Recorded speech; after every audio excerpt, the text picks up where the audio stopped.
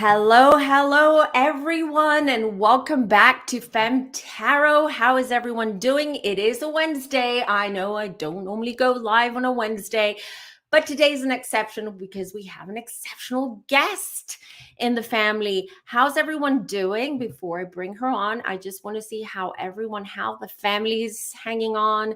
How's everyone doing? Hi, Gabrielle. How are you doing? I know it's been a little bit messy with YouTube. Apparently, YouTube hasn't been sending notifications out or the times are weird. But hey, Zesty. Hi. And Cookie Holland Simpson. I like Cookie. You're making me hungry, Cookie. Good afternoon to you too. How is everyone doing? Hello, Kate. I'm just going to wait a minute for everyone to come in to the room. Grab your drinks, everyone, because we've got a great show today. I'm super excited for all of you to meet Mary, but a different side of Mary, not the one that we saw on Housewives. Oh, Zesty, I'm so sorry you're sick with COVID. So many people have COVID. Just it's peaking again. I'm really sorry to hear that. I hope everyone's doing well. Happy Wednesday, everyone. Right. Yeah, we've got a lot to talk about, but today I'm going to keep it under an hour. And you know me, I'm terrible at keeping time. So nudge me, mods, because Mary also has to go. She has an appointment. So we will keep this to about 45 minutes, 50 minutes max. Everyone is doing well. Oh, yeah. Well, listen, what's the best remedy when you're sick? Watching this channel, watching YouTube, and our fam and friends, right? Right. So I hope everyone's good. Shall we start the show, everyone? Guys, before we start, did you get notified by YouTube? Because YouTube is doing my head in lately. But okay, Gabrielle, thank you for doing a timer. Just drop a clock emoji when time's up in 45 minutes, because I might get carried away because we have a lot to talk about today. All right. Okay. Thank you, everyone. So shall we bring Mary on? I'm so excited. Ladies and gentlemen, welcome Mary Amons to the family. Hey, Mary. Hi. White here today. I'm in my white. I spend all summer in my whites. You look very tanned and glowy and beautiful. You? How are you, Mary? So we have a lot to talk about. We've been chatting a little bit before we came on. We talked a few days ago. And I want to preface before we start to say to everyone that Mary has a very, very kind soul. She's very spiritual. She's very open. And I just really, really love her energy. And you know what's funny, actually? I was telling Mary that I was rewatching some of the old episodes of DC just to refresh my memory. And it was Linda who was the spiritual one in the group, right? She was the one smudging and believing in astrology. But you're also, something that people don't know is that you're also very spiritual and very in touch with your spiritual side. Yes, very much. But we'll get to that in a minute, because I know that everyone, and chat, let me just say, anyone who's watching it live, you can ask Mary questions. I'll bring them up, okay, at different points. If there's anything you want to ask her, she's very open to talk about everything. We're keeping it respectful. We're keeping it kind, but I don't need to say that because this community is very kind and respectful and loving anyways. So let's start the show. Right. There's Mary. so much to ask. It's like, where do we start? Well, I don't know. I've got notes, but I never follow my notes because then I think of other things, right? But you know what I want to start with? I want to start with one thing. I want to start with your tagline, the one that you had. And it was, I don't make money. I spend money. Snap. Yeah. And you're Virgo. That is so fitting because Virgos Virgos spend money. You cannot save money to save your lives. I'm not great with money, but I will tell you, I will give you a spoiler. I never said those words together. That Okay, well, tagline was completely edited. oh, do you remember the original tagline? No, we never talked about taglines through our whole filming. Never talked about taglines. Oh, Um, and the way it happened is what they would do is they would sit us down for our weekly interview. So I was Tuesdays for 2 hours from 2 to 4.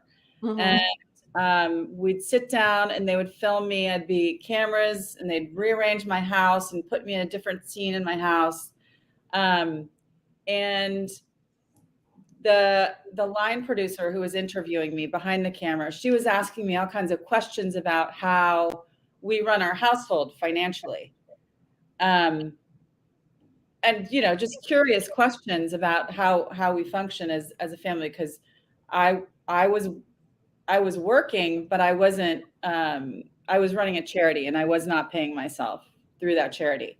So Rich is the breadwinner in our family, and so they just started asking all kinds of questions, like who handles the bills, who does this, who does that, and so they were extrapolating words in Mm, that interview that had financial basis. So they were looking for content to make that tagline based on a interesting. conversation that they were just freewheeling with me. And that's so different now because they actually go in, as far as I know, they send them the taglines, and then they have to choose which one. And it's up to the producers, and then they record that on a separate day. Yeah, So I don't it's know. much more. I don't know. And if you listen to it though, Natalie, you can hear that it's Yes, kind of weird. Like, it's kind of cut because I don't make it doesn't money. pause. It's money. It's like I don't talk like that. I have a very like smooth cadence in my voice. I know True. that, but that is not, that is completely manufactured. So Yeah, because there was also like a long pause between I don't make money, pause. I spend money. And that was, yeah, you're right. It was a bit. but it isn't like, if you hear the timing of it and you examine it, because I have many times, you can tell that the speed of that edit is different from I don't make money. I do know that I said I don't make money. Rich makes the money. I don't pay myself. I run a charity. So they took Oh, that and then I said something about spending money. And you can tell that it's like sped up. So the speed of the first part and the speed of the second part does not foot. naughty, naughty editors. This is what they do. And they create all the drama that we're like experiencing today. And speaking of your charity, which brings me uh to my first question, let's just say, because you gave an interview to David Yontef, I think last year or a while ago, and Yeah. you mentioned that the reason why you went to Real Housewives of DC was because you wanted to shed some light on your charity and help your charity, which never happened. Do you want to talk about your charity first of all? Well, my charity, I've laid it down for now, and I'm going to resurrect it, and I'm going to rebrand it actually. And Lolly and I are working together on that. We're collaborating on resurrecting my charity work together. Yeah, so that was the real reason I did the show, and that's what you saw. If you saw all the footage and all the time that was spent featuring me before edits, it was all about this build up to this big charity event that I was doing. I raised money for women's and children's causes in Washington, D.C. And so that was really the impetus for me wanting to do the show. I mean, agreeing to do the show. I wasn't like, they found me. I didn't seek that out. And so all of my character development that happened through the 5-6 months that we filmed was all about what I do. And I'm also an interior designer. I didn't have my business running full steam like I do now. Back then, I did that mostly sort of just for fun, for friends and myself. but even though I've been educated in all that, but my main focus was my charity work and my family, of course. But so all of that footage that was captured about me and my storylines was mainly about this big event that I was throwing and that they were going to film, and it was supposed to be the finale scene was my big charity event. And I brought Leela Rose, who's a really well-known dress designer here in the States. She came in, and it was all very last minute. Like, all of this thing happened just like this. The Renaissance and Marriott organization basically paid for the whole thing with catering, event planning, all of this. I had a team that came together very quickly. We pulled this thing together, and we filmed and had an incredible fashion show at the Mayflower Hotel, which is a historic, gorgeous hotel in DC. It went off like flawlessly. And that was going to be and there was some drama around it that they were, of course, encouraging between certain people. But the week before the finale, I got a call. I was on the train to New York to go do some press. I got a call from our lead producer, and she said to me, I have something to tell you. You're not going to like it, and there's nothing we could do about it. It was all Bravo deciding this, but we are cutting out your event completely, which I had an inkling that they would be, because they hadn't been talking about it through each episode. There was no mention of me and my charity through each episode as they were developing me. Because the Salahis did what they did when they did, it ended up completely overtaking the entire focus of the show. And when that happened, so we started filming in early September, and this is 2009, early September, Thanksgiving week. Tuesday of Thanksgiving week was the White House crash. So we had all of those months that were in the can already. Then the White House crash happened. Then we went dark for 3 weeks. We were supposed to come back after the holiday in December up to Christmas, and then come back and wrap the whole thing up in January, February. Well, because that happened, lawyers, we were shut down basically, because Bravo didn't know what to do, because they looked like they caused this. The press had it all spun that Bravo was behind this. And so they had to deal with their whole legal side and figure out how to clean up this mess and make it patch it back together, because they wanted to air the show, especially now, to prove that they weren't behind it. Right. They were just following these people. But what it did is it absolutely undermined all of our own character development in the editing process. And they had already started editing the show up until Thanksgiving. So they had all this stuff already mapped out. Right. We had to go back and redo the entire show basically when this happened. And we were the Salahis took over. They just took over with their crashed the whole effing show. Excuse my mouth.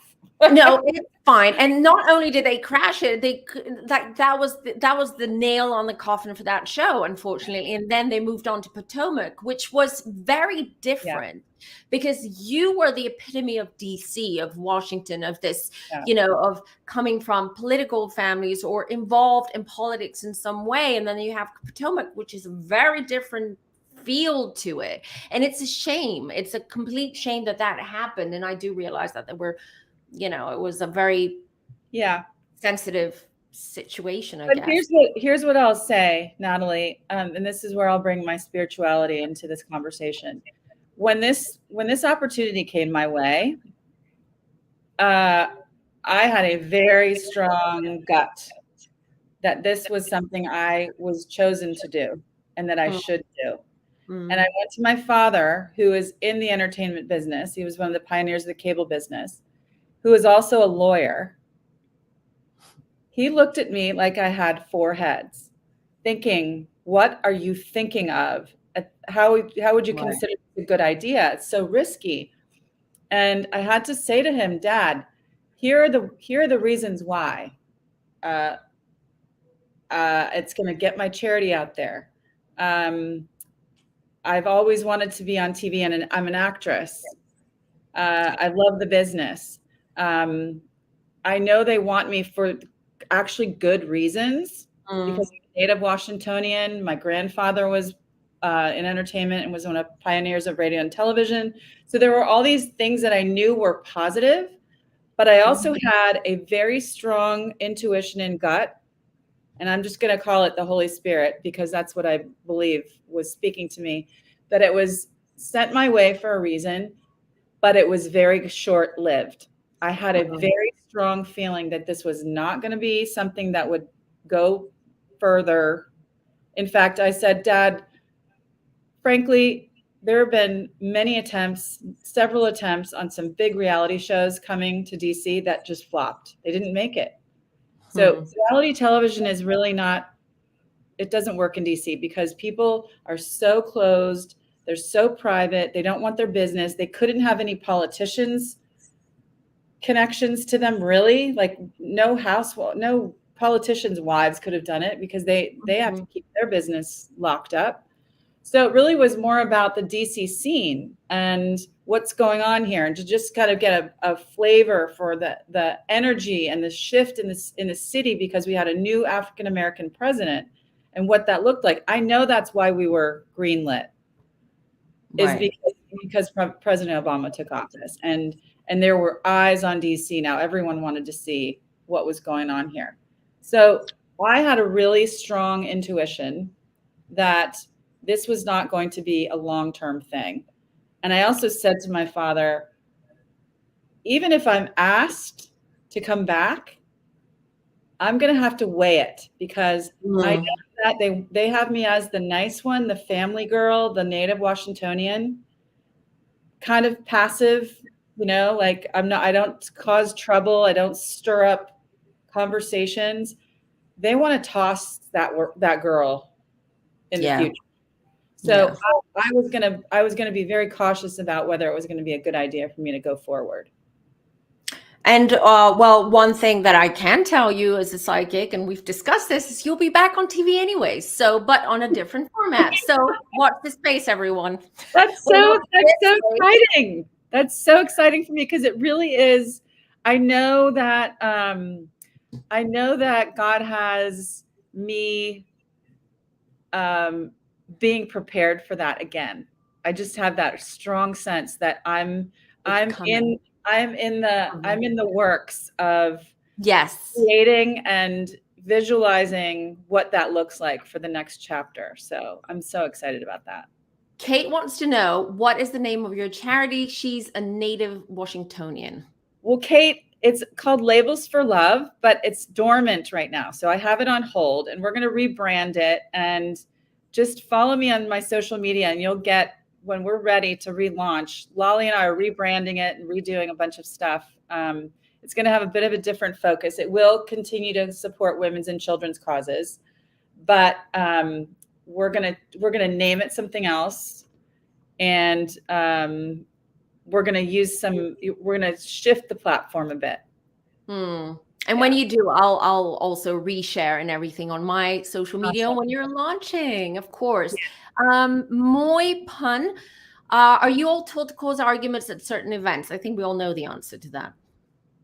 No, not with you, right? Arguments? No, I'm the one who walks away from arguments. Not that I don't. I mean, it depends. It depends. Okay.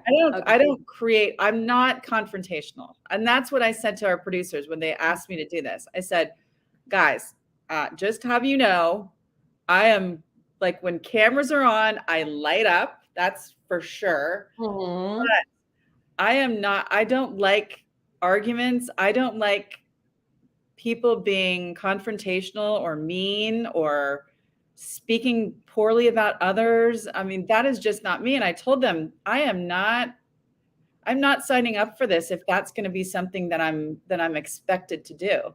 And well, you have Pat to do that. they said this to me.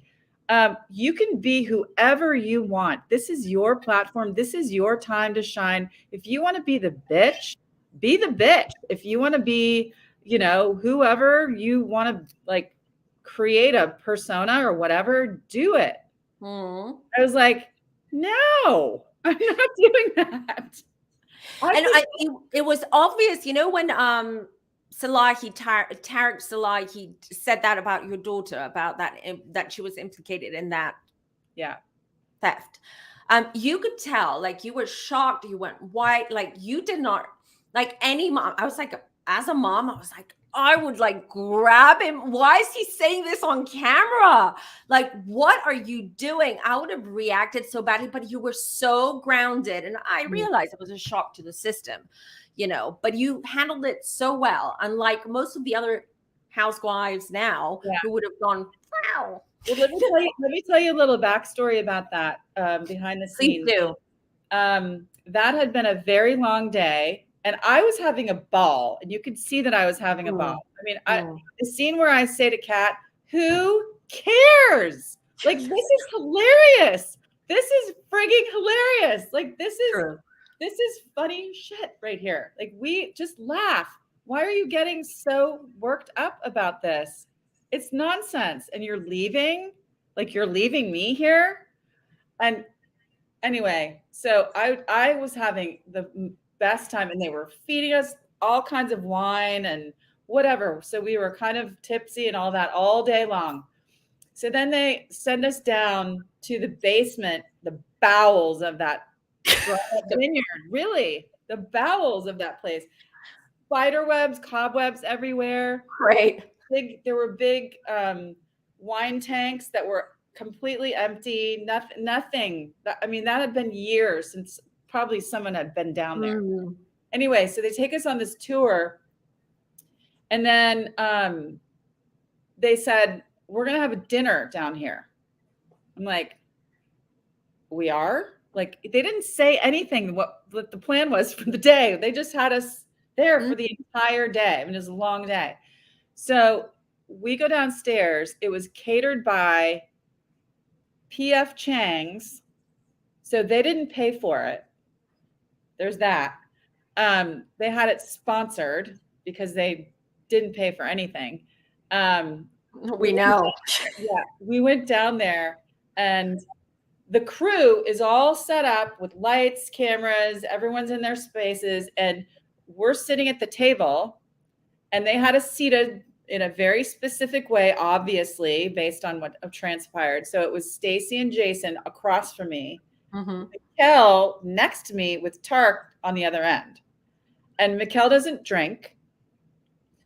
So she's on something else.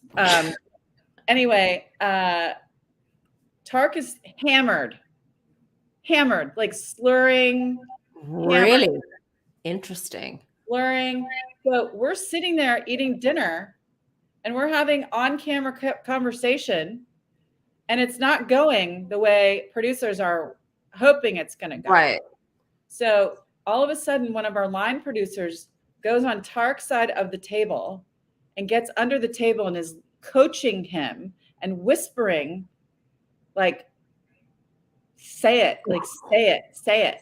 And so that's where you see me go, do you have something to say? Like, because this awkward moment was happening, and producers were freaking out because they weren't getting what they wanted. And so I look over and I'm like, do you have something to say? And he's like, everyone's going to jail. Oh, your daughter, like, and whatever garbled drunk slur that was. Anyway, I am like in complete shock. I look over at Stacy and Jason, and they're like, oh, because they had no idea either this was happening. We could tell they were shocked. They were in shock. And then you see Mikkel kind of like uncomfortable, like, wait, we didn't say she did it. We didn't. Yeah. She's scrambling because she's not sure what's going on, and he's not saying it right, and producers are upset, and they're trying to get this done, and Wow. I like lose it because I can't believe this is coming out on TV about my child. Yes. I mean, so mad. I was so upset and so mad. Anyway, you could actually sue him for defamation for well, doing that. Actually, I could have, yeah. and Just saying, yeah. If he had any money, you would. Yeah, we talked to lawyers. Right. He's got 85 lawsuits backed up in front of ours. So there was no point. Yeah, there was absolutely no point. It doesn't make sense to sue them. Anyway, so we cut, everything's over. I'm a mess. They're still filming, which is where you see me pick up my wine glass and walk away from the table. Great scene there. Great idea. To be like, I'm out of here, but I'm gonna take my wine. I need my wine, I get you. I would have taken the bottle more than ever right now. Anyway, so they take me outside, and they have me outside under lights to talk about what just happened. So it's like a post-scene thing. I am sobbing.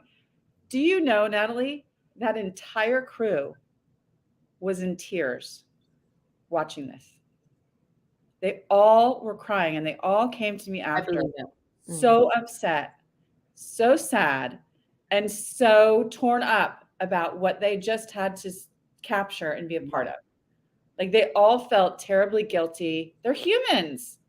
Because we could see it in your face. We could see it in your face that it was building. It was like the initial shock. And then sort of you could see that you were processing the information you were receiving. And then you were like, did Lolly do this? Was she like, you could see everything that was going on in your mind. And I felt very empathic about you. I felt like I just need to hug her right now, because as a mom, this is horrible. Unfolding on TV, in front of cameras.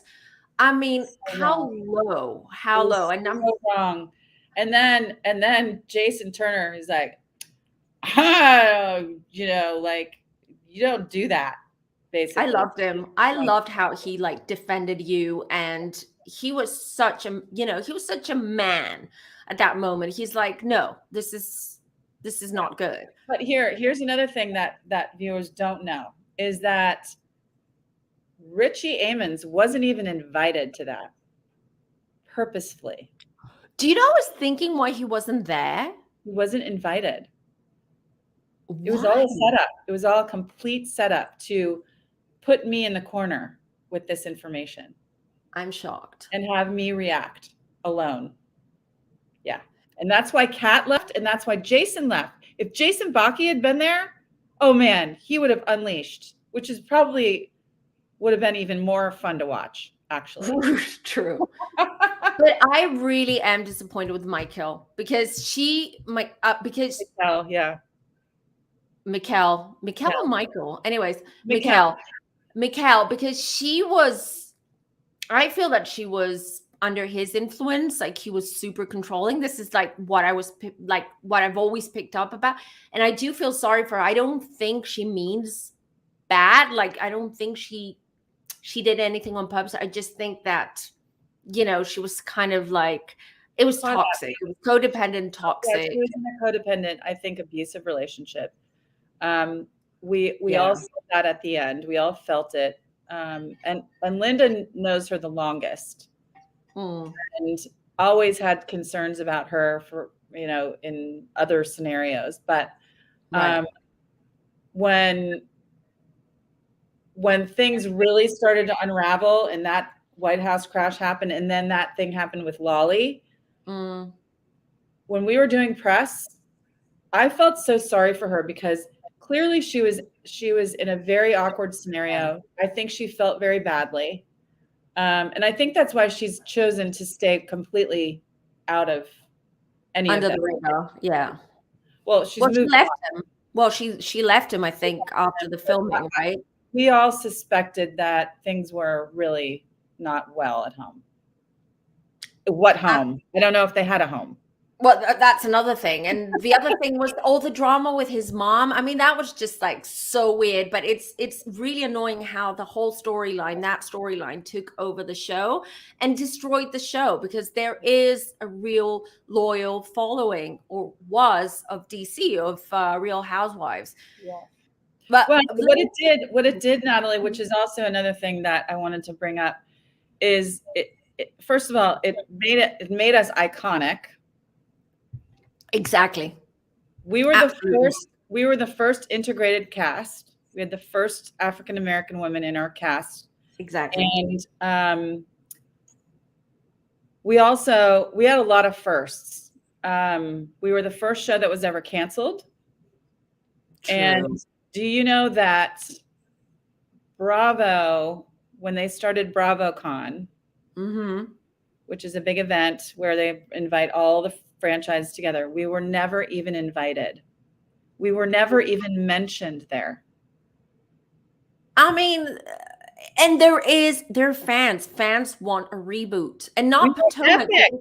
We were like an epic series that, first of all, showcased something that was an international event. I agree That was 100%. an international event. That was our White House security at stake. That was our country. That was our president's security at stake. Mhm. And I'm grateful that nothing happened and that it was just them being bozos, basically. But Grifters. yeah, just grifters and Mhm. looking for press and celebrity in that way. But I mean, there's so much around our show that is really pretty epic. And for us to just be dismissed has been hurtful. And I've let Andy know that. He knows how I feel. But he said that he would never bring the show back. I don't understand why he's adamant about it because things have changed, which is something that I wanted to ask you because back 12 years ago when you were on the show, things were very different. The world was very different, right? Yeah. And also TV, reality TV, Bravo was very different. Nowadays, everything is so PC, very politically correct. There's Yeah. cancel culture. There's just so much going on. And you see that if you see the broader picture of reality TV, and let's talk about Housewives specifically, Yeah. you see that there is a lot of drama. There's a lot of forced drama. It's overproduced. It's very stylized. What I loved about your show, as well as Miami, because your show and Miami were my favorite back then. It was, and both got canceled. Well, there you go. Yeah. But what I loved was that it was reality TV. It wasn't stylized. It was the format. You guys, you didn't have glam squads. It was just you, right? It wasn't, it was just how you would be, how do you appear in your everyday life, which to me, that's reality TV. That's what I love to watch. I don't like to watch the Erica Janes and the Lisa Rennas and the Bethany's, whatever, who have their glam squads and everything's so stylized.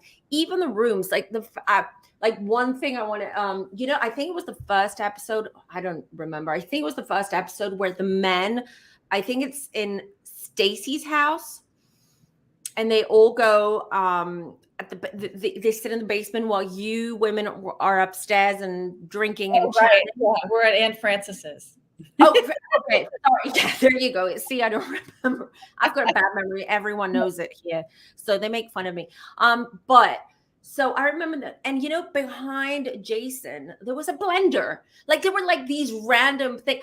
I love that. That's reality TV. Like someone, like the producers did not notice the blender. They did not add, I don't know, a Fabergé egg or like like a candle back there to make it look nice.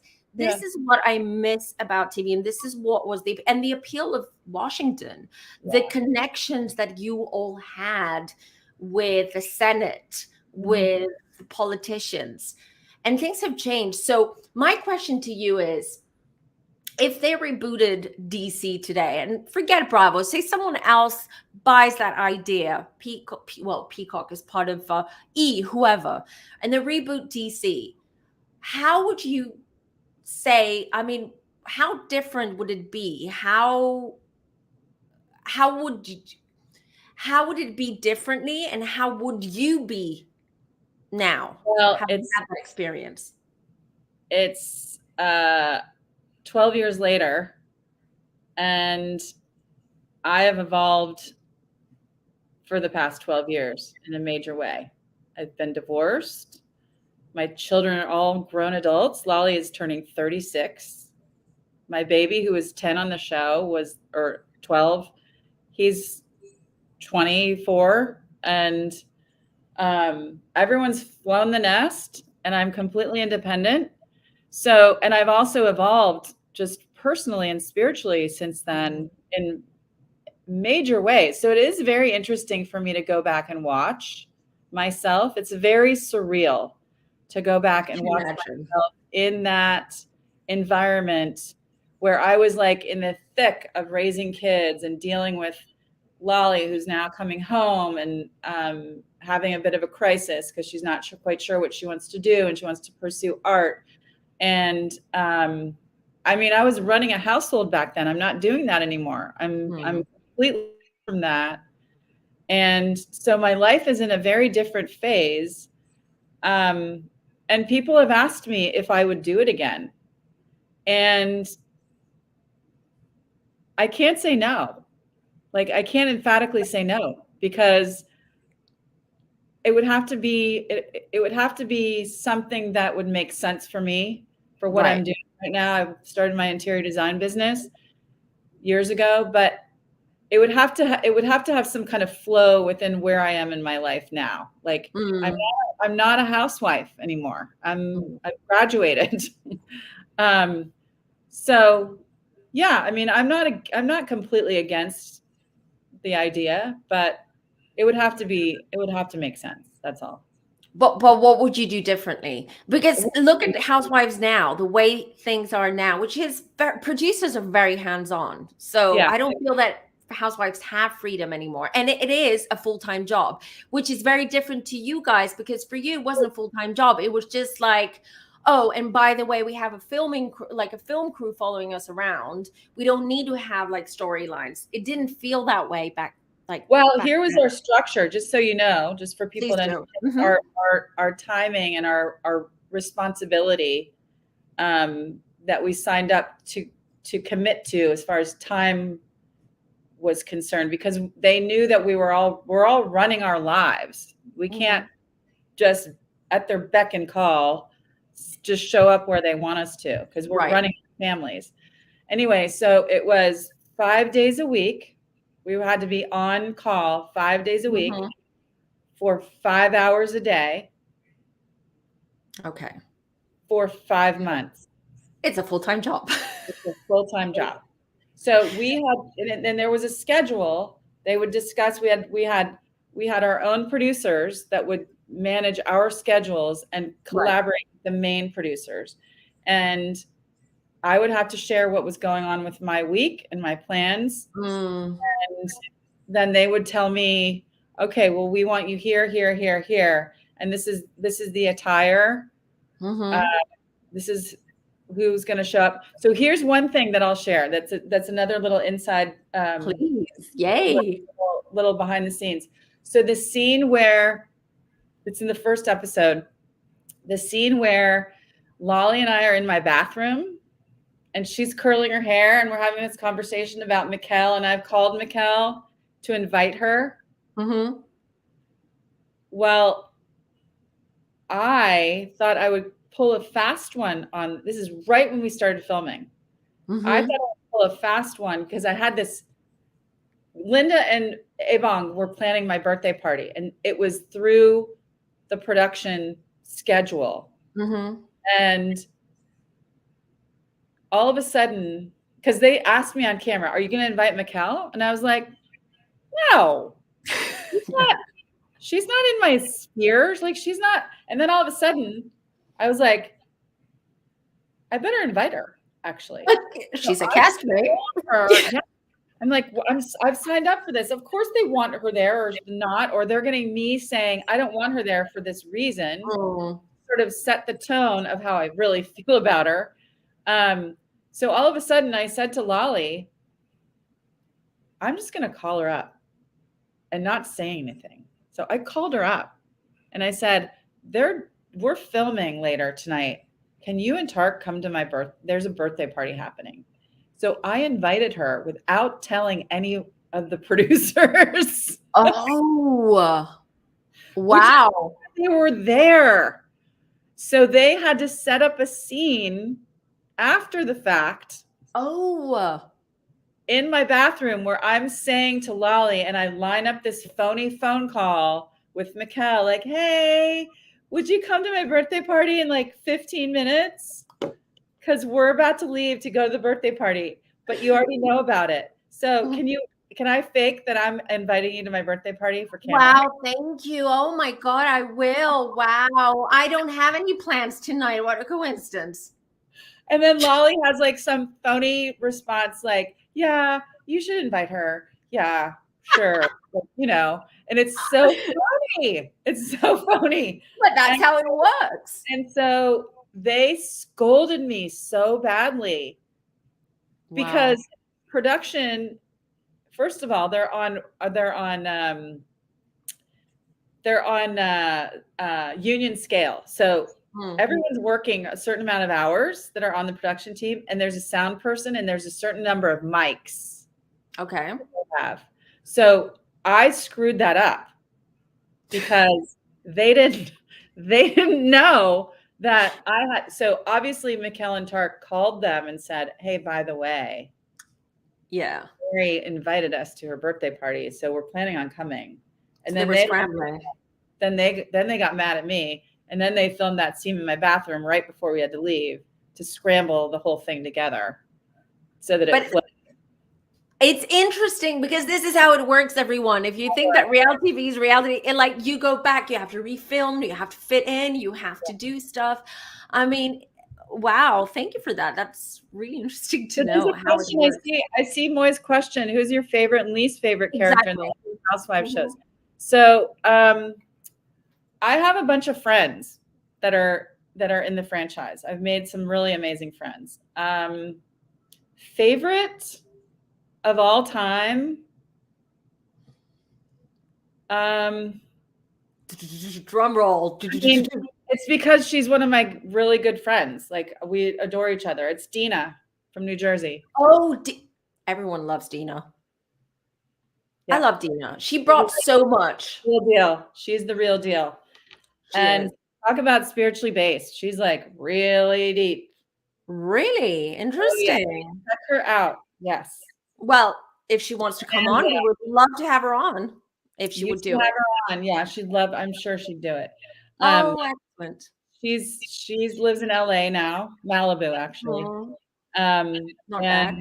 She's so cool.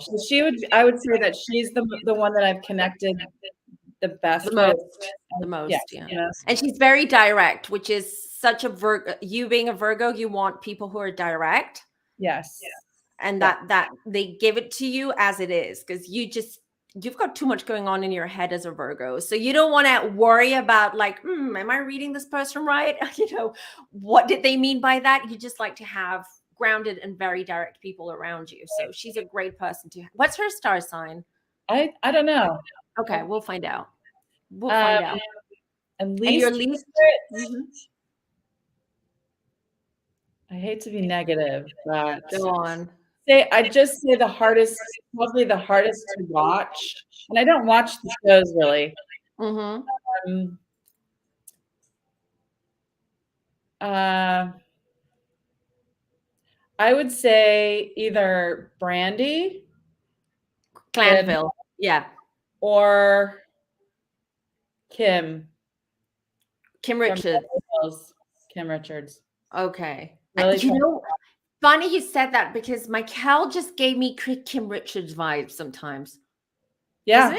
Doesn't she? Like she gives me that energy, and exactly that, like, ditzy blonde.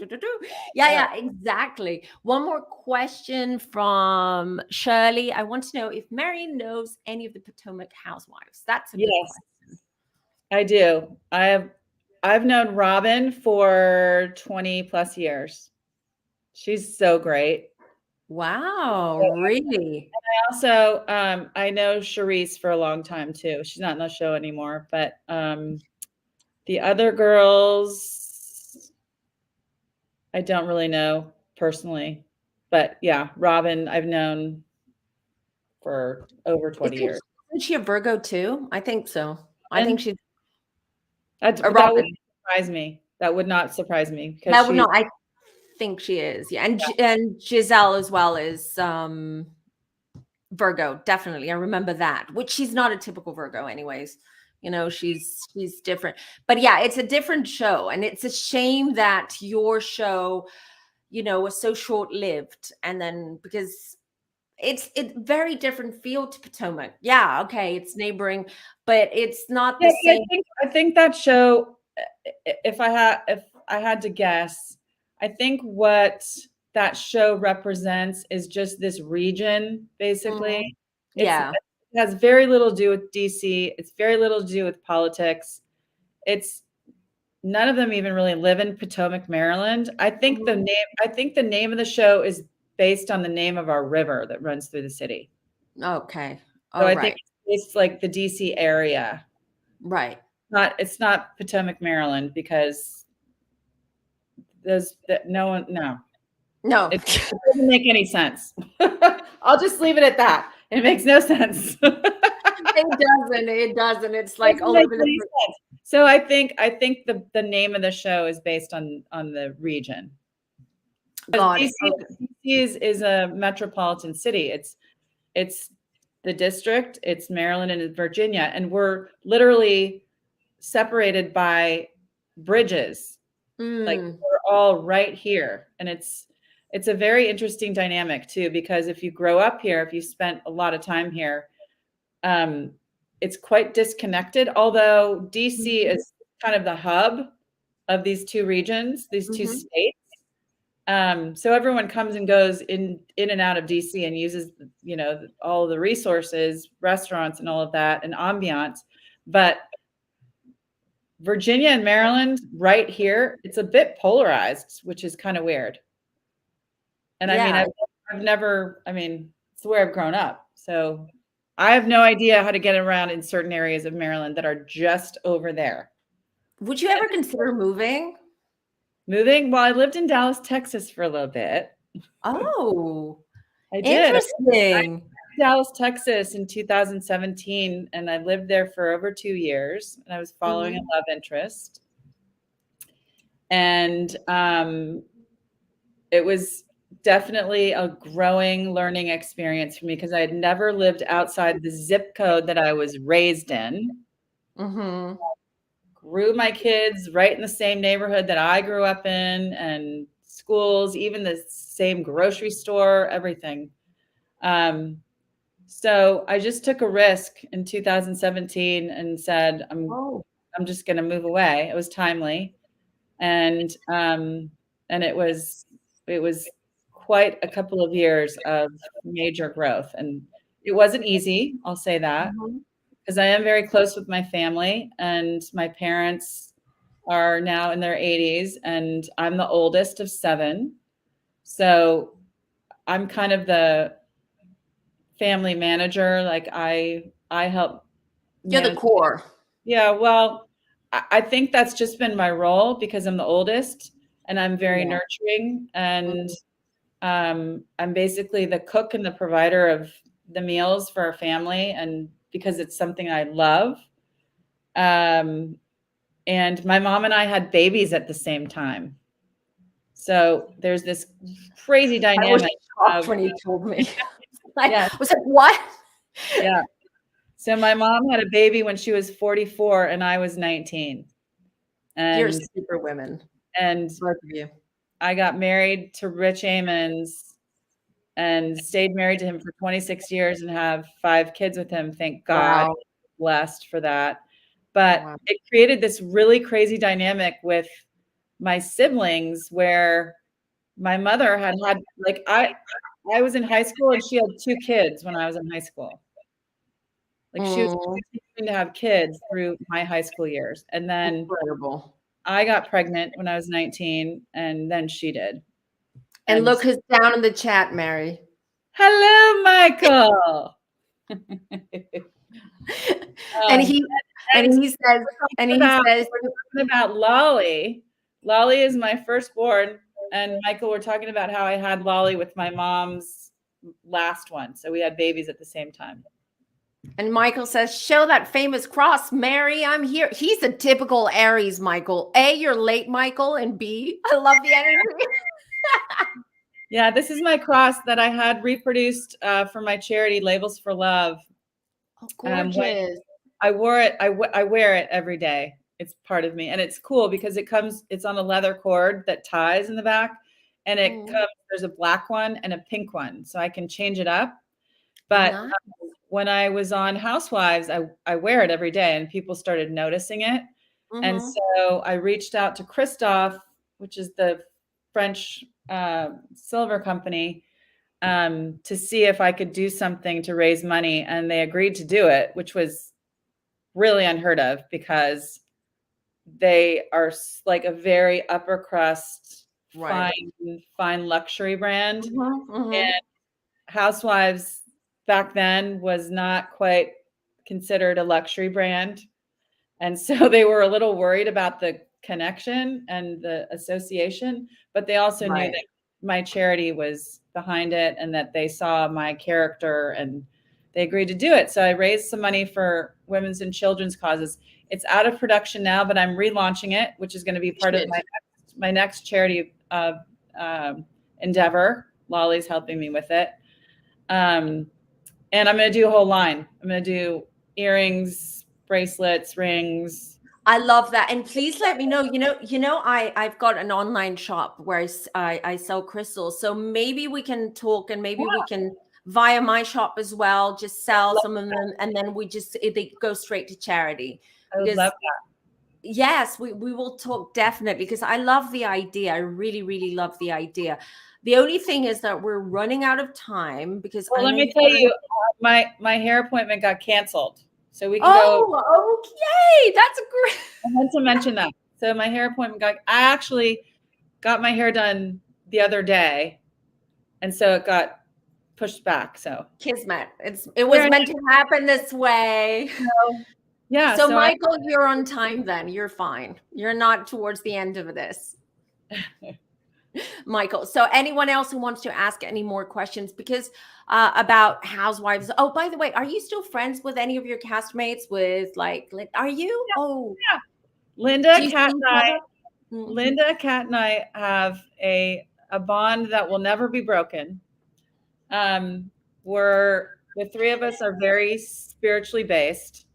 And I'll tell you that experience bonded us for life. And I've been friends with Linda 15 years prior to Housewives. So she's been a dear friend of mine for a lot longer than Housewives. In fact, when we both agreed to do the show, we kind of did a little wink, wink pact, sister shake that we would never let anything that would be contrived or misconstrued through the show to ever interfere with our true, authentic love and adoration for each other. So, which it didn't. As far as we're concerned, it didn't. There wasn't. If anything, it enhanced our relationship because it was such an incredible experience. And she's so wise.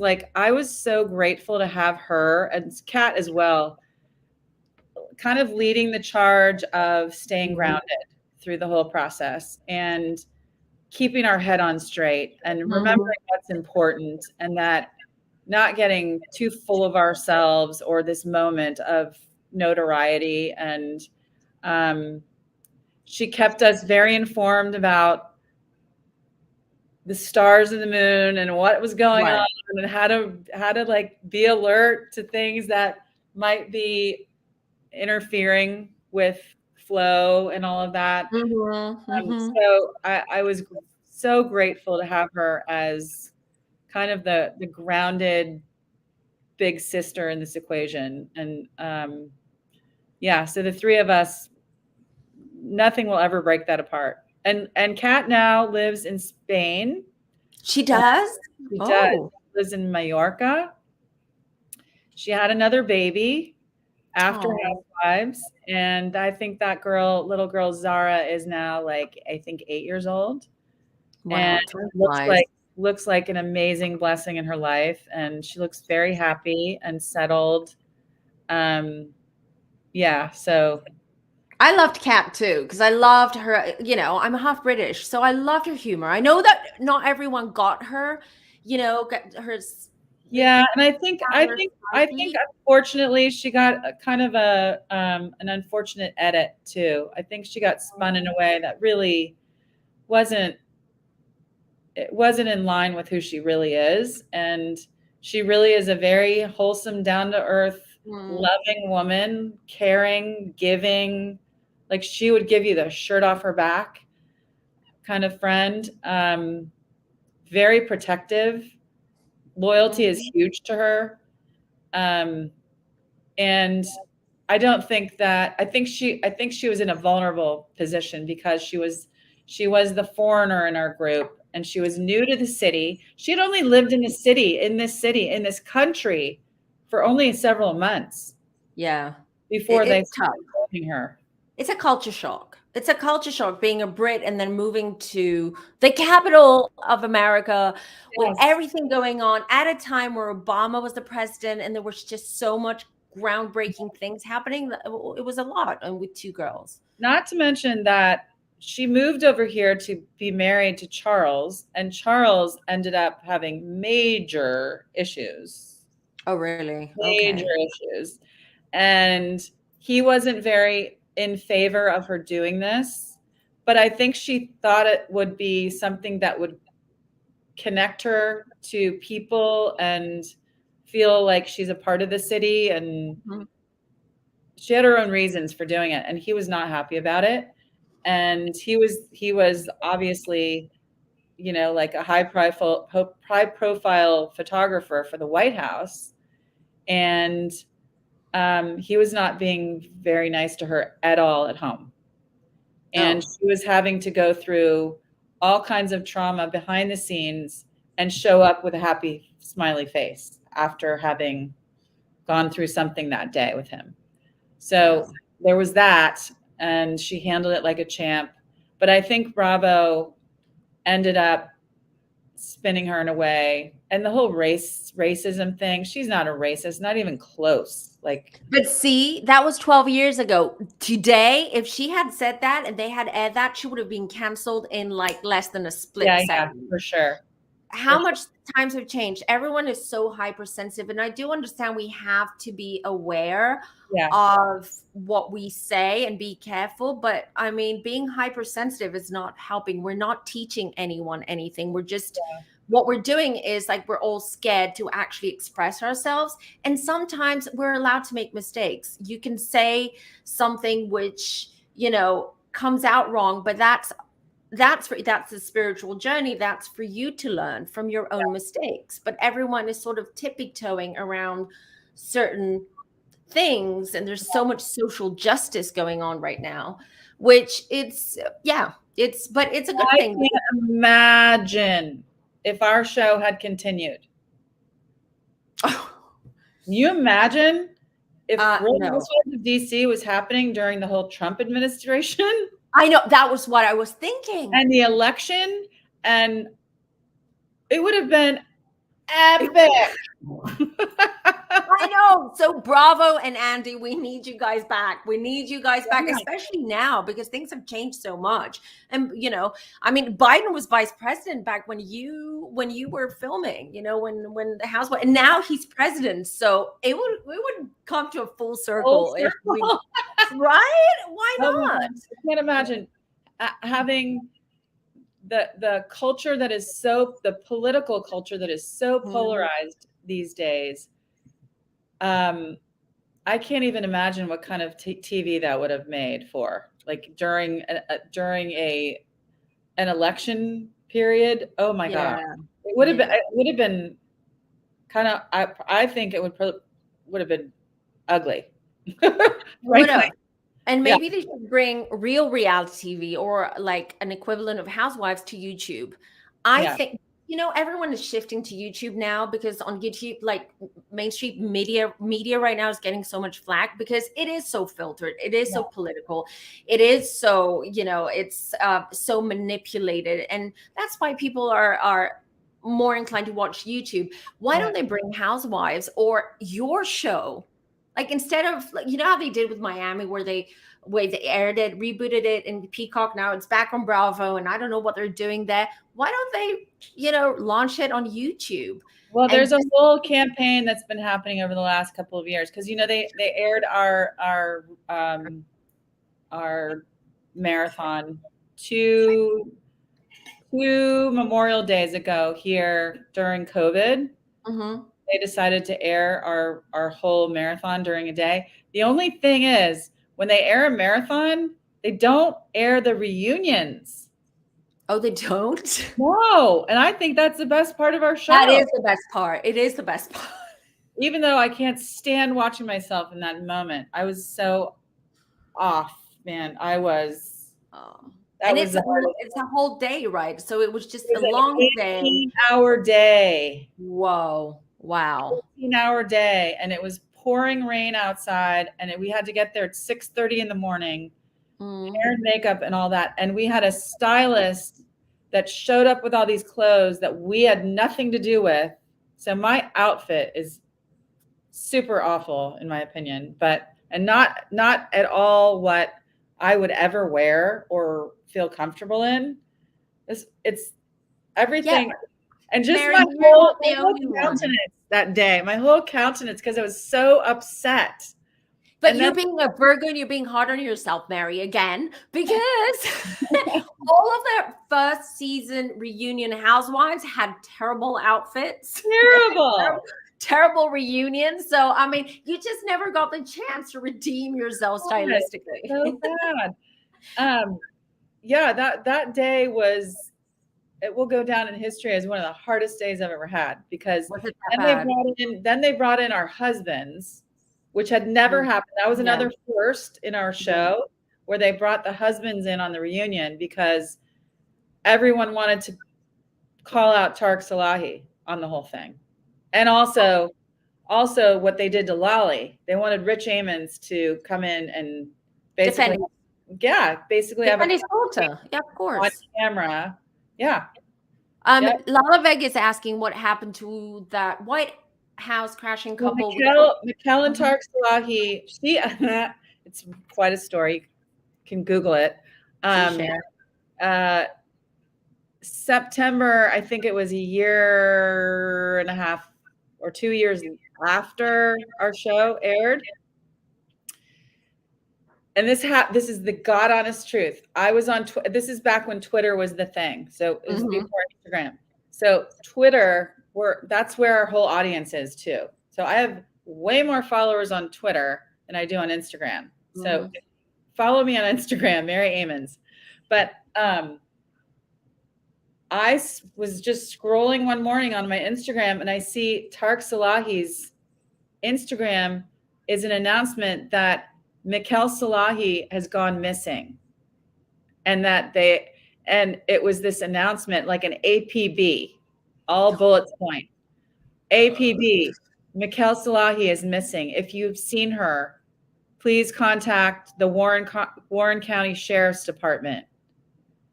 Well, she had been having an affair with Neil Schoen for years. For years? Years. Guys, we're getting the tea here. This is tea. Years. Really? Oh. Well, I can't say it. I can say that it started years prior. Okay. And they had some sort of relationship connection maybe before she and Tarek were married. Oh, because Journey came and played for their events. I see. Anyway, so that Journey, Neil Schoen sent their jet and picked her up. She packed a bag.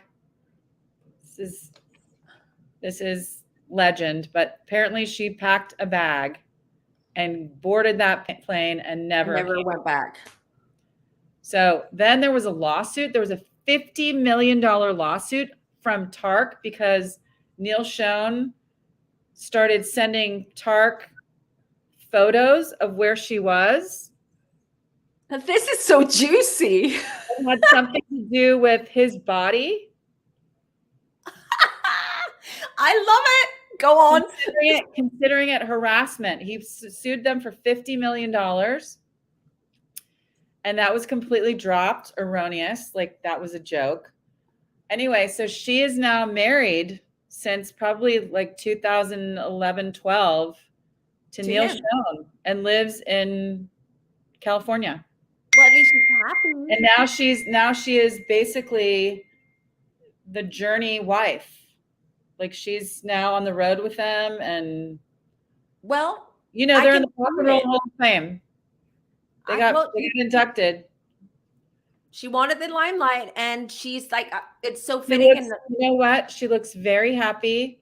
It looks like she's definitely connected with God, and they're very spiritually driven, from what I can tell. I don't really watch anymore. You know, I don't really follow her. Actually, she blocked me. So I can't see her anymore. But I can see him. I can see him. And because we were trying to do a reunion and we wanted her to participate, and she wouldn't. She didn't respond to us. Bravo. Andy was going to have us on Watch What Happens Live, but he wanted all of us, and she wouldn't do it. I think she's got PTSD. I think it's like embarrassment and PTSD Probably. with what because Tarek, her husband, seemed controlling. So it probably she was in a sort of somewhat abusive, let's just say, situation, because abuse can be verbal too, and it can be through control. Yeah. So good for her. I'm happy for her. You know, I'm happy.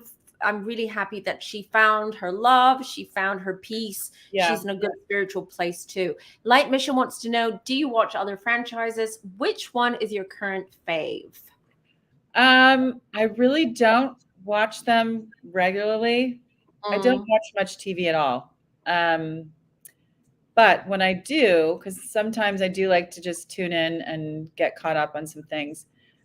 Because I lived in Dallas, I know several of those girls that were on that show. I've known Leanne Locken since 2010. Okay. And you know, I'm going to ask you the obvious question. Is she, as I'm not going to use any adjectives, but is she as she came across on? Okay. No. So a lot milder, different energy. No. All right. Okay. What I will say about Leanne is Leanne is an actress. She's a trained actress. And Leanne was in Sandra Bullock's movie. Forget the name of it. There's a it's escaping my mind right now. But it's one of Sandra Bullock's movies. She had a speaking part in it, and she's been in commercials. She's been a model. She's an actress. She's a trained actress. And so that's how I knew her. That was her livelihood, was acting.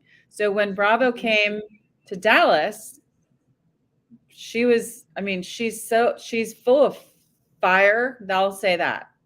Yep. But she's extremely spiritually based. She's extremely spiritually grounded. She's had a rough childhood, and we learned that through the show. She shared that. But no, she's not. And I think it ended up taking a bit of a toll on her mental health when Bravo spun her as such a horrible villain. That she really had to stop. She had to get off. But here's the thing that all the Bravo fans, and it's a good thing that you brought it up, that everyone has. It's like Leanne, you know, she made some somewhat racist remarks on the show. Okay, then got canceled 2 seasons later, but 2 seasons later. Then you had Stassi from Vanderpump Rules, who tweeted once upon a time some racist remarks about someone else.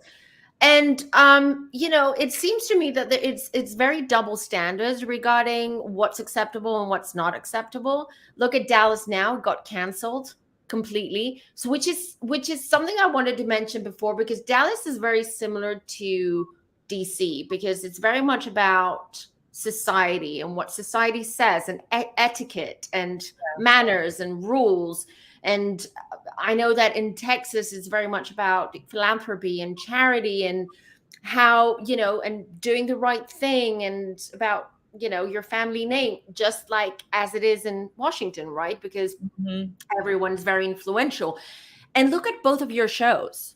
Look at both of your shows got canceled, Yeah. which I Well, think I shows think Dallas our shows got canceled for different reasons, I believe. yes, First of yes. all, we know why our show got canceled, Mhm. because of the Salahis, and I think it was a huge legal issue for Bravo, and I think it was a cost thing for Bravo to. I think it was a liability. I'll just say that. Yeah, it was. Dallas, Yeah. and we had in fact, to this day, I believe, if I'm correct, we had the highest freshman ratings of the whole franchise. Mm. So we were not canceled because our show was not rating. No, it wasn't We were that. rated very high. Dallas, I believe it was the ratings, and I think they had some very, very low ratings consistently. And the ratings, and as far as from what I heard from someone who knows inside scoop, is that it's also that they couldn't find replacements for Leanne for certain characters, because no one in Dallas wanted to do it. No one wanted to be in front of the camera and sort of expose their lives and their families, and that was a big part of it. So they had to. With you, it was because I think Andy said that for your show, it was when FBI started investigating the whole thing. Bravo was like, "We're out. No, we don't want to be involved." They don't. That's it. That's like a no-brainer. We're out. If that's happening, then we cross the line, and we can't do that anymore, because they want to keep going. They want to keep doing this thing, and I don't know how sustainable it will be in the long run, because I have a feeling that Andy is moving on soon. That is my I said, Mary, I just said, on one of my lives, I said that's my prediction, that Andy's moving on to different things. He's got, well, first of all, he's got another child, and I think his priorities are definitely shifting, and he's part of a giant corporation. NBC Universal is a giant corporation. Comcast owns them now. And also, that was happening when our show was going through that whole mess. That's where the acquisition was happening. Comcast was acquiring NBC Universal. So Comcast is a very conservative group. Okay, that explains it. This was super controversial and risky. And I think they just were like, this is too much of a liability. We can't go forward with this. Even though everyone wanted us, like we were ready to do it. They still do. That's why let's all hashtag make it viral. Let's bring back DC, but on YouTube or somewhere else, not Bravo, because we want the freedom. We want you to have freedom to be yourselves and to put out there what is meant to be out there, and not be super produced and super sort of controlled like everything is now. Because right now, I used to be a housewife, like a big housewife, and I still am, but I'm just like in and out. I'm not really following, because I can't with the same old drama, with the same old thing. Yeah. It gets tiring and it gets exhausting, and it also gets too much. Like it's just, it gets to be too much. And, the other thing that I know weighed on us going away was we had Beverly Hills premiering right on our coattails.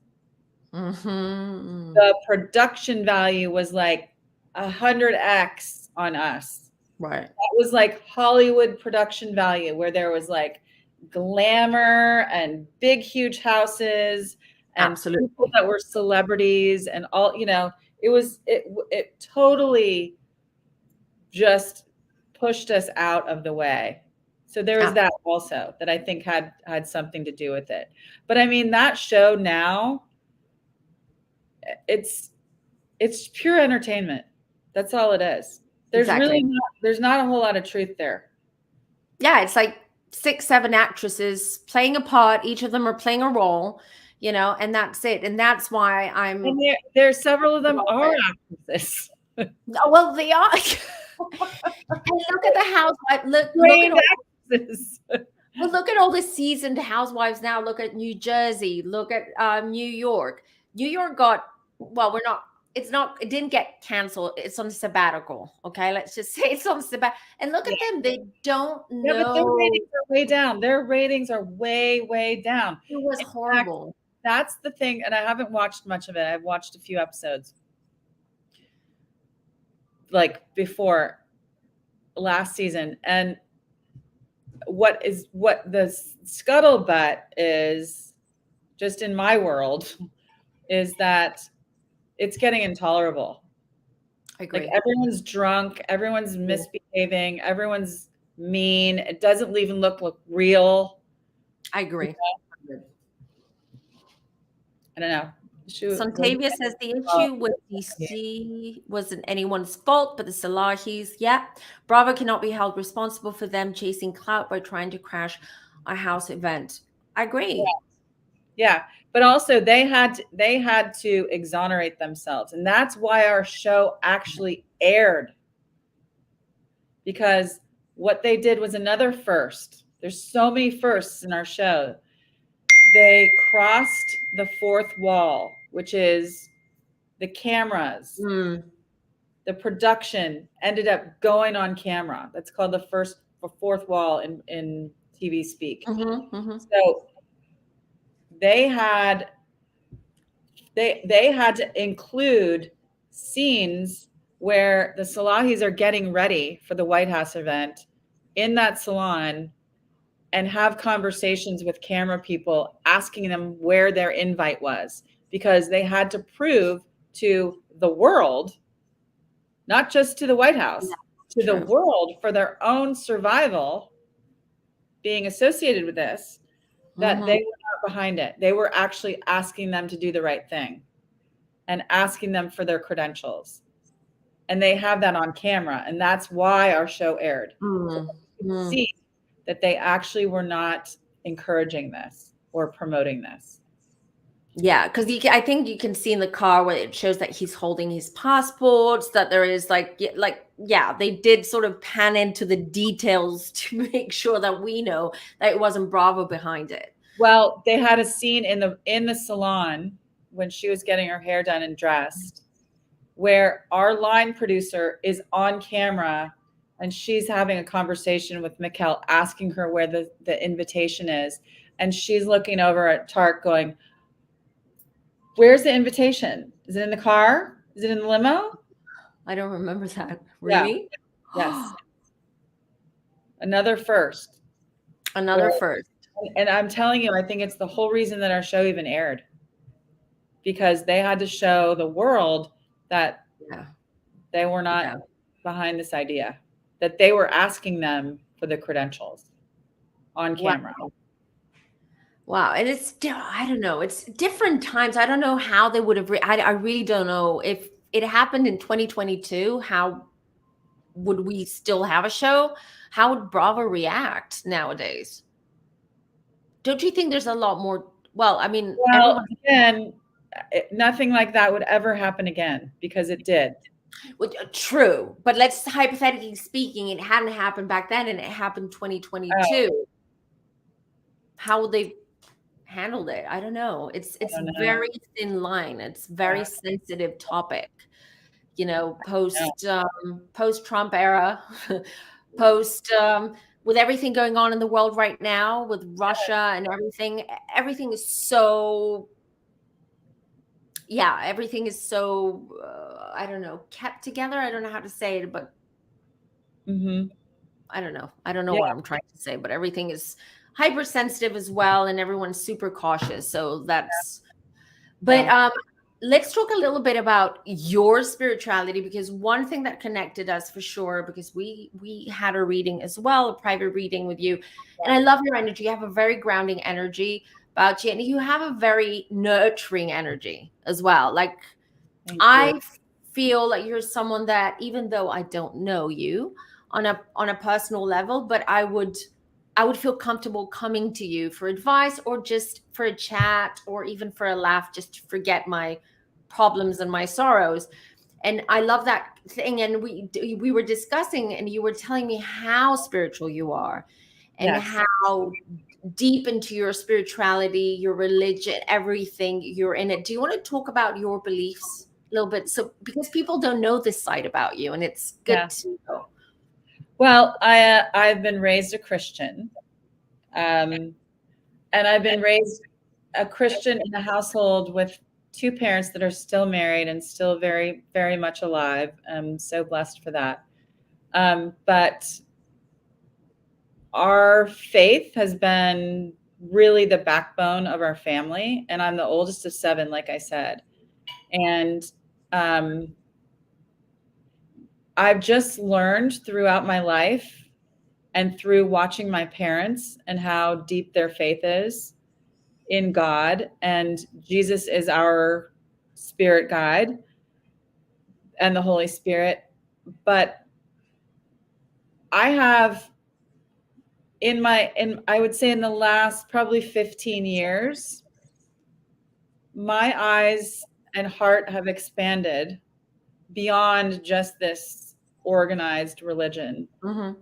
And for me, it's more about a relationship with God, the Father, and it's much more inclusive than, say, some of my siblings. I have a much broader vision of what God sees and how God created us, and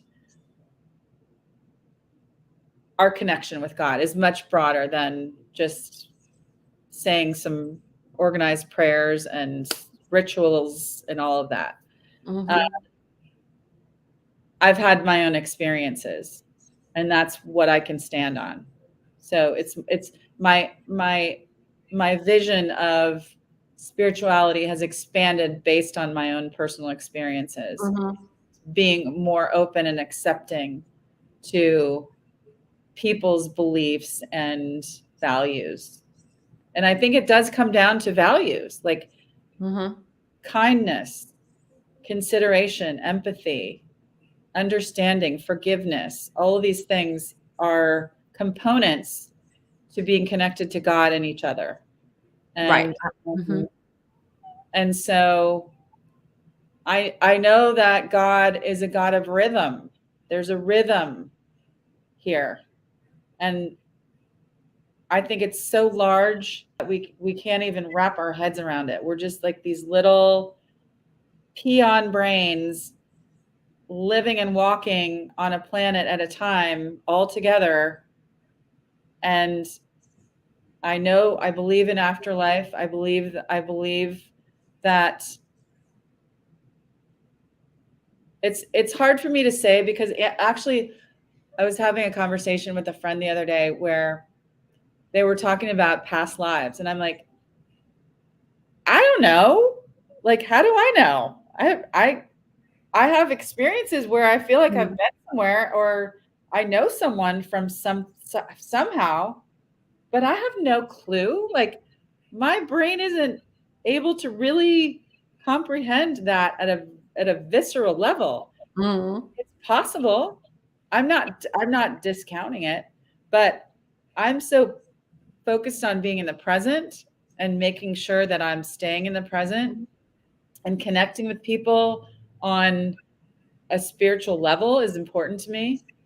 And I don't know, I just have a much bigger vision of God than the average. Or a better understanding of how energy spiritualism works, and how everything is connected. Our planets and our birth signs, like we're like, you can't say that I don't know. There's so much similarities to people born at a certain time that you can't say it's not true. I don't know. It's God. I was just talking about that a few days ago about there are no coincidences in life. There are no coincidences. Everything is meant to be. It's been pre-planned and it's part of your journey. It's part of Yeah. your growth, part of your journey, pun intended. Even, I mean, the shitty moments are meant to shape us, Absolutely. get our attention, and either stop what could be harming us or expand us, knowing that God has our back and is shaping us and fine-tuning. It's the sharpening of a sword. It's steel on steel. It's like things that are hard change us, and it's all how we approach it. Absolutely. And I say that to clients, to everyone here on YouTube. It's all about your mind. Change your mindset. The most powerful tool you have as a human being, Yes. you're using this body, is this muscle called brain. Brain, mind, what the brain produces, which is energy, which is so much. Mindset can change your life. Yeah. And Happiness is a mindset. What comes out of your mouth as well, the words we use. Absolutely. And how we characterize things. And I mean, there's so much power in our words. There's a scripture in the Bible. In fact, it was just in our teaching on Sunday. Out of the heart, the mouth speaks. Mm-hmm. So where your heart is, you're going to speak. So if you have pain and darkness and negativity and all of this in your heart that you're harboring and unforgiveness, you're going to talk like that. Right. But if you have intentional joy and seeking truth and speaking truth, you're gonna touch lives with your positive energy. There's just no way. And you know what creates negative emotions? A hurt ego. Mm-hmm. We as humans, what leads us is ego first, and the rest comes last. Yes. And that's the biggest mistake. And this is where relationships break. That's how we hurt people. This is how we hurt ourselves. It all has to do with ego. And that's why I keep reminding people that if you want to feel connected to angels, God, the light, the source, loved ones who have been deceased on the other side, they don't have ego. Therefore, they don't have free will. Right. Therefore, ask and you will receive. If you don't ask, you won't receive. Yeah. Signs, messages, love, anything, not like, higher knowledge, anything. And I agree with you. And words, because words are energy. And anything that goes, it's like a ripple of energy that you put out in the universe. Yeah. And that's how we manifest. That's the law of attraction. It's the words. It's the mindset and the words. And that if you can manifest something through just changing your mindset and what you say, the same can apply for the negative stuff. Yeah. You can manifest negative stuff, or you can hurt someone beyond belief just by saying to someone a simple shut up, for instance. You're annoyed and you say shut up. That for someone, depending on where they are at that point in their life, that point in time, that can be extremely hurtful. And you don't know what ripple effect that might affect. So I agree with you. And that's a good reminder for everyone. Just mind your words, mind your behavior. Everyone right now is going through so much. The world is changing. We are ascending as spiritual beings. We are ascending. The collective is changing, the collective consciousness. So let's stick together, people. Let's not go against each other. One practice that I wanted to share with everyone is that one of the things that I have put into practice, and now it's a habit, so that's a great thing, is as soon as my eyes, first of all, I go to bed saying this, going to sleep, thank you, God, thank Absolutely. you, God for the pain, thank you, God for the victories, thank you, God for this day, thank you for the breath in my lungs, thank you, God. And then I wake up And I literally say these words out loud as soon as I am conscious. Thank you. Thank you. And it makes such a huge difference in your day, in just your feet hit the floor and you go. And if you are in a spirit of gratitude, I agree. Everything's different. It's an affirmation. Like the shittiest shit in front of you for the day. If you get up and say thank you, you're gonna make a difference in that pain. Yeah. It's You're changing your own vibration. Yes. You're changing just that. It's powerful enough to change your own vibration.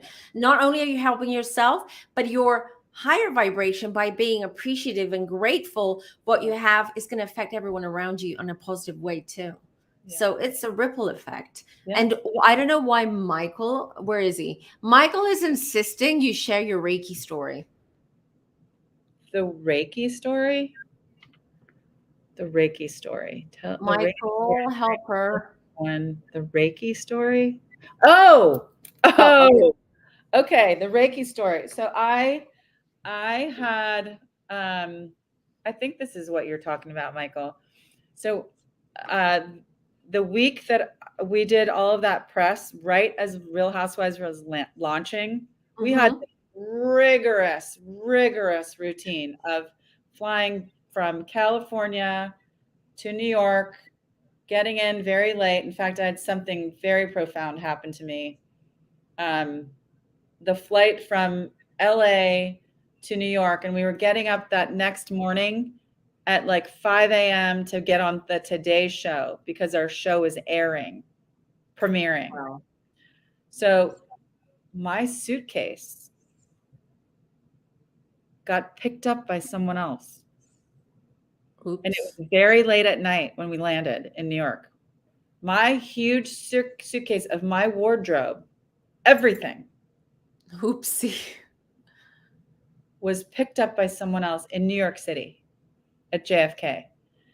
And we're all waiting there. They had a driver come meet us, and we're all waiting. And we're like, where's my, all of a sudden I see a suitcase that is exactly like mine that has someone else's name on it.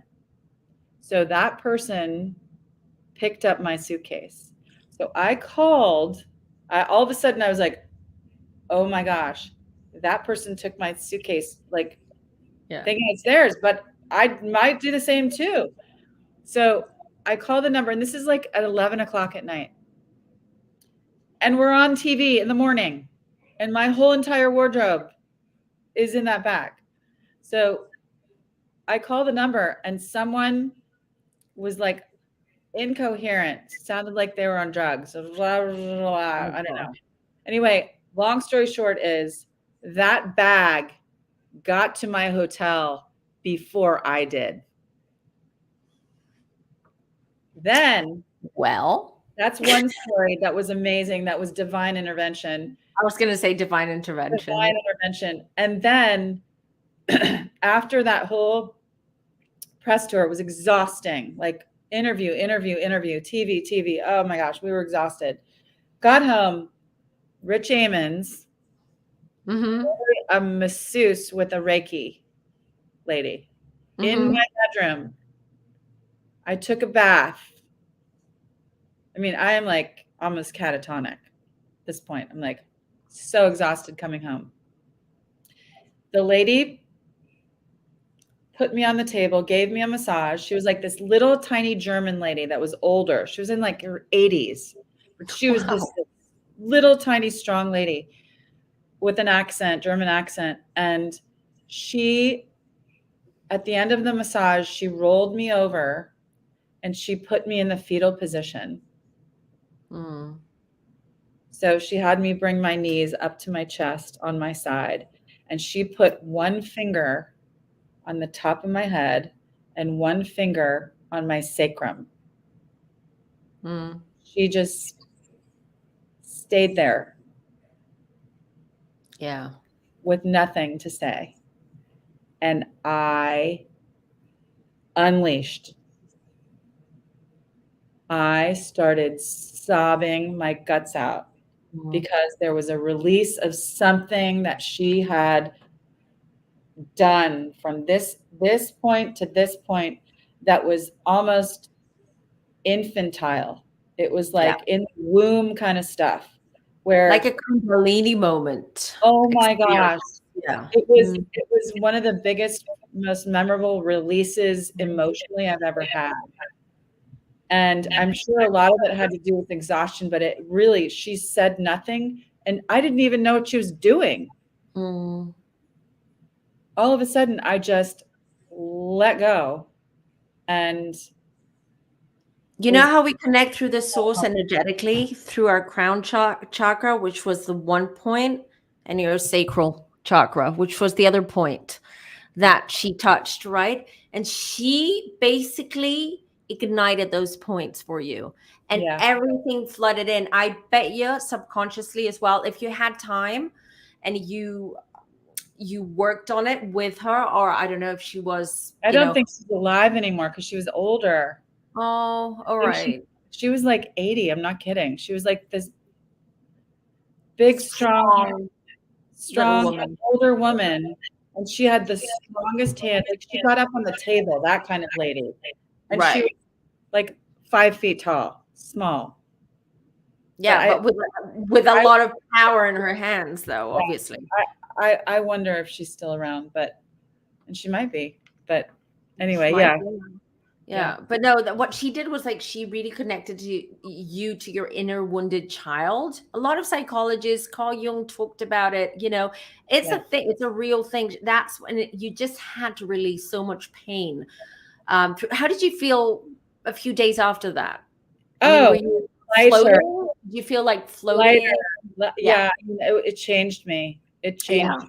And what it did is it released the heaviness, right? Whatever heaviness was there. Like it might have nothing to do with the exhaustion that I had.